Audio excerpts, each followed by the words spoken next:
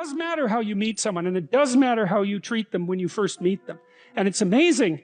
I've learned to do this, at least in part, partly because I'm a clinical psychologist. I've learned how to talk to people very rapidly. And I have the most amazing adventures with people in cabs and when I travel, because I'll talk to them directly right away. And they'll tell me the wildest stories and show me the craziest things because I'm actually interested in what they have to say. And I'm not afraid. Well, I'm somewhat afraid, but I'm not sufficiently afraid to have that stop me. And I'm acting on the presupposition that the person has something of great interest to reveal. And that's a very useful thing to know too, because one of the things that's really cool about people, and you really learn this as a clinical psychologist, is that if you can get people talking, they're so damn interesting you can hardly stand it. You know, because they have these idiosyncratic experiences that are only theirs, right? They're only theirs personally. No one else could tell the story. And that's the kind of stories that you want to hear. And when they tell you those stories, you learn something you didn't know. And so what that means is that you can treat the landscape of strangers as an endless vista of places to learn things you didn't know. And if you know enough so that you're satisfied with your life and everything has ceased to be a tragedy around you, well then you can be comfortable in your circumscribed domain of totalitarian knowledge, let's say. But if your life is insufficient and you're suffering more than you want to and everything isn't what it should be, then you need to look where you haven't looked for what you don't have. And then you can look outside, beyond you, and then you can make friends with what you don't understand. And that's a huge part of what this story is about. Because what happens is that Abraham welcomes the men, God, angels, and treats them very well, and reaps a tremendous benefit as a consequence. And then, well, then the story reverses, and we end up in Sodom and Gomorrah, where the same angels sojourn, and they're treated terribly, and all hell breaks loose. And so that's what the story's about. It's fundamental. Now there's a sexual impropriety thing going on that I'm also going to delve into, but I don't think that's the critical issue in the story. The critical issue in the story is, how do you act in the face of the stranger?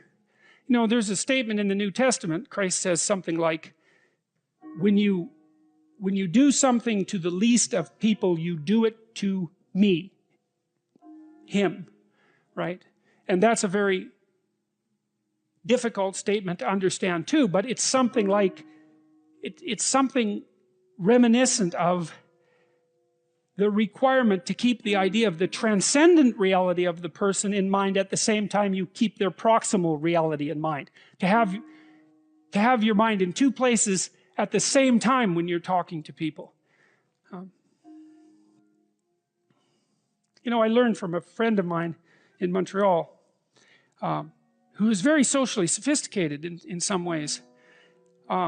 Whenever he went into a store, I always liked going shopping with him. And whenever he went into a store and he talked and he had an interaction with a clerk, the first thing he would do is have an interaction with the clerk. You know, he wouldn't have an interaction with the role of the clerk.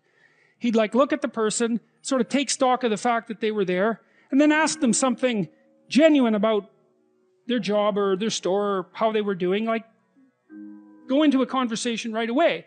And he didn't get personal about it because that can be intrusive, right? You have to be very sophisticated to do this.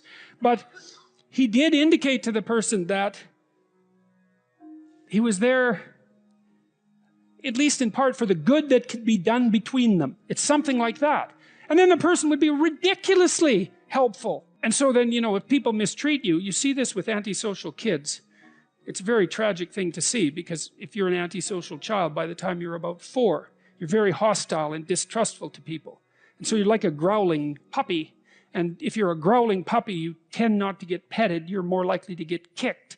And if you're a growling puppy and you get kicked, then you have even more reason to growl.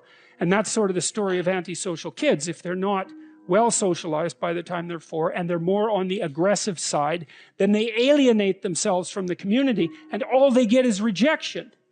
Well, and then they look at the rejection and they think, well, to hell with humanity, you know? And no wonder they think that. But the part of the catastrophe is that they get what they evoke. And I'm not saying it's their fault precisely, but it doesn't matter.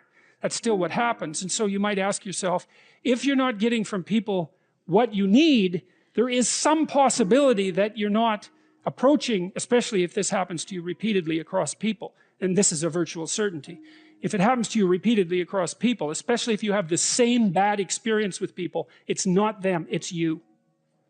I would say 3 is the limit. If something happens to you once, you write it off. If it happens to you twice, it's like you open your eyes, but you write it off. But if it happens to you 3 times, it's probably you. Or it's the rest of the world. Better it's you, because you're not going to change the rest of the world. Well, so what happens with Abraham? Well, he's at home, and these angels show up. Now, we don't know whether they're angels or men precisely, because, well, as this part of the story reads, as the Lord appeared to him in the plains of Mamre, and he sat in the tent door in the heat of the day. So he's another visionary state by all appearances. And he lifted up his eyes and looked, and lo, 3 men stood by him. There's real ambivalence in the story about the men. Are there 3 men? Are there 3 angels? Are there 2 angels and God? It's all mixed up in the story. So we won't clarify that. We'll leave it ambiguous. And I think the ambiguity is important because you don't know who the stranger is when you encounter him. And it depends on whether you're thinking about it in the normative manner or if you're thinking about it in the transcendent manner. Because with each person that you meet, well, they're just a person. That's one way of thinking about it.